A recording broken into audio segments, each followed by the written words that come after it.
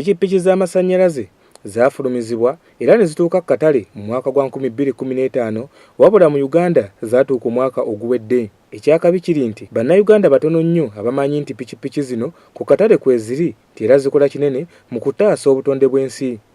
Omulangira Kenneth Kimera akulira Andeken Warriors esangibwa e Nateete nga bano bakwasibwa omulimu gw'okutuusa kuno pikipiki zino agamba nti tezirina buzibu bwonna ku butonde bwansi kyokka nga zikola kinene mu kukekkereza ensimbi bw'ogeraageranya zinnazo ezikozesa amafuta.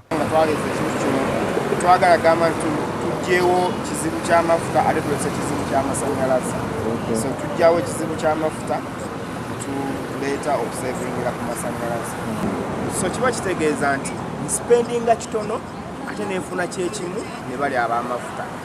So units 2 zitukula 10,000 eza Uganda kyokka ate nga distance gyetambudde ow'amafuta ajja kwetaagisaawo wakati w'Omutwalo 8 n'Emitwalo 2. So njawulo abamu ku bakyala abakozesa pikipiki zino bazitenda bwangu na kukekkereza ensimbi zaabwe. Banze nali nkozesa 15,000 transport kanaku naye kati sevinga kinene. Pikipiki eno y'amasannyalaze nagifuna kugamba mu myezi 3 mabega.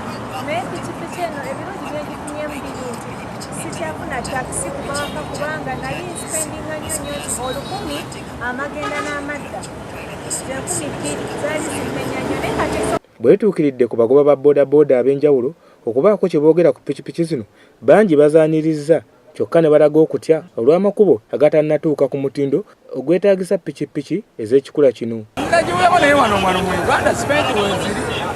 Ezo zeetaaga abantu abaawo abali mu ofiisi kati bw'aba ali mu ofiisi n'akyaginga n'ejjula avuga n'agenda n'apaakinga n'avaawo ne yeeyongerayo n'adda gy'agenda. Naye epikipiki eyo nagiwulirako sigirabangako nagiwulirako pikipiki y'amasannyalaze naye okusinziiranga bwe tulaba eggwanga lyaffe tetusobola kukozesa pikipiki ezo. Pikipiki ekika kino zisinga kukozesebwa mu ggwanga erya China erisinga okuba n'abantu abangi nabwe kityo singa bannayuganda banajjumbira okuzigula ebintu nga obulippagano bw'ebidduka mu kibuga obutonde bw'ensi okwonoonebwa n'ebirala bijja kuba bifuuyiddwa mu ng'ombe. Nze Fasha Sekajja Sserwagi ku lwa Star TV.